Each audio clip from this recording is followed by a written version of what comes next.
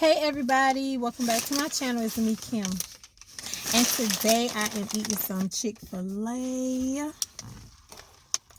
Even got me some coffee because I was a little chilly. Yeah, so today don't want this video to be really long. I'm going to talk a little bit about racism on the job. So when I worked as a early intervention specialist, which I talked about a little bit in my other video about social workers and how much money they can potentially make, I did early intervention in 2014 with the agency, and I won't say the name of the agency because this is a pretty big agency. They're actually in a couple different states. But yeah, so I did early intervention with this company. And some of my cases when I first started, actually, I'm sorry, I started working there in 2011 and I left that company in 2014. But anyway, so when I came there in 2011, I had some of my cases were brand new, and meaning I was the first early interventionist to work with the family. But some of my cases were not. They were transferred from the previous guy. So there's one particular family. They were from Guatemala.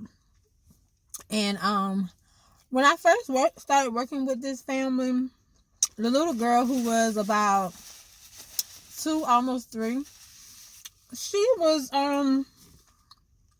standoffish. I mean, which is normal. 2-year-olds, you're a new person.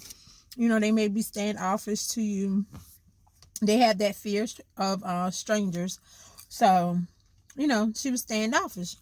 So, oh, and I didn't say that. I had to use an interpreter for this family because the parents didn't speak any English at all.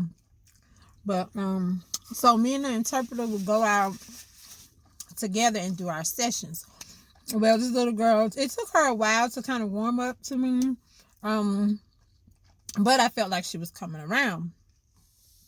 So maybe 6 months into our sessions, you know, one day I noticed that the interpreter was doing a whole lot of speaking with the parents during the session when I was trying to work with the little girl.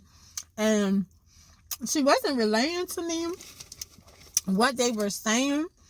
But it was just odd because she usually only speaks to them, you know, when I need her to speak to them or when they had a question for me.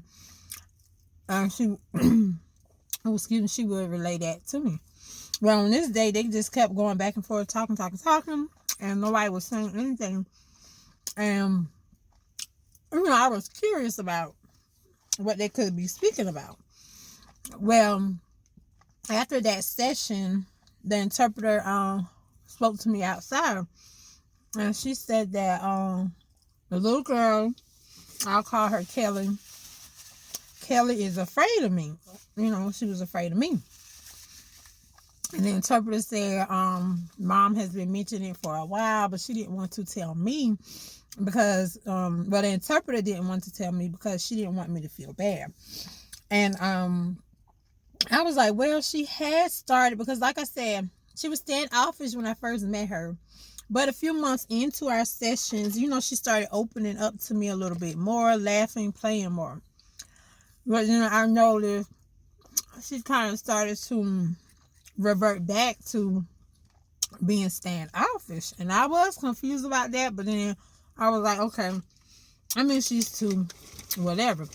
Well, the interpreter said the reason was that her cousins that had recently moved to the U.S. from Guatemala had told little Kelly that people that look like me, black skin, dark skin, brown skin, whatever, we eat people. We're cannibals, and told her that I was going to eat her. So that's why she started acting that way. And in their country, people that look like me they're in social lives where lighter skinned people that look like Kelly and how her mom and dad look. So they wanted a white EI.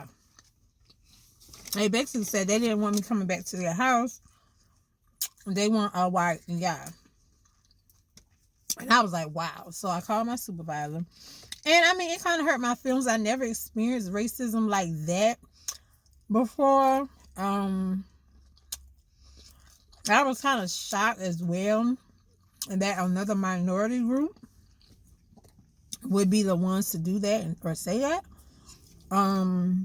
But yeah, so I told my supervisor, which was a white lady, Caucasian lady, and she was very upset. She was upset. I mean, this lady,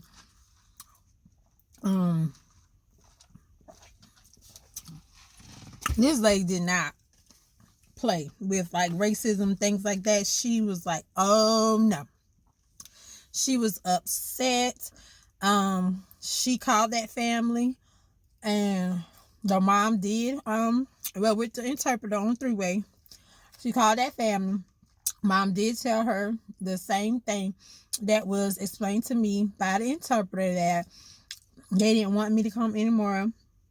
In their country, people like me, we're cannibals. We eat people. They don't normally socialize with people who have skin that look like mine. They no longer wanted me coming back to their house. And my supervisor said, well, and they flat out asked her for a white EI. And she said, oh no.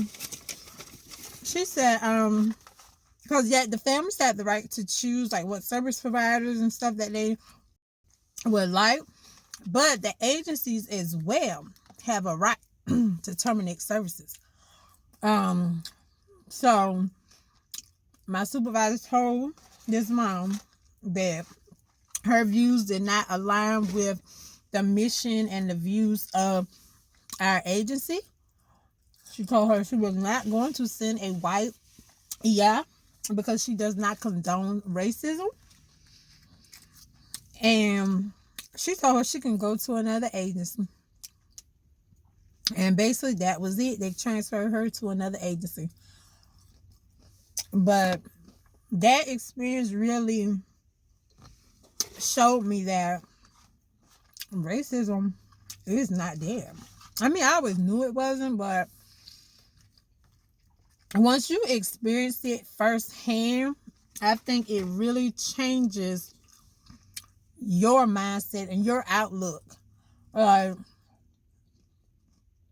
was really shocked that this family from Guatemala, who I was trying to help, I was there to help them, and that they would have that kind of negative view. And I know, I mean, in your country, maybe browner people are cannibals or whatever. I don't know much about that culture, but you're in the United States. I mean, this is a different country. So to bring those same views here and, to have that kind of outlook towards people, to me, is just kind of, it's just wrong. It's just wrong for people to think like that or act like that towards anybody. But yeah, just wanted to share my little story. That was the time I had to personally experience racism on the job, and like I said, it has truly changed my outlook on the world.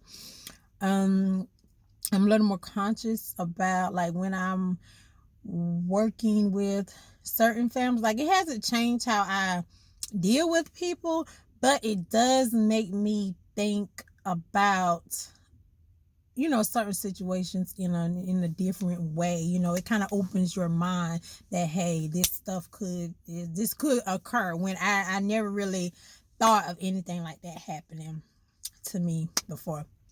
So I hope you enjoyed that little story time. Thank you so much for watching. Don't forget to like, comment, and subscribe, and I will see you back on the next one. Bye.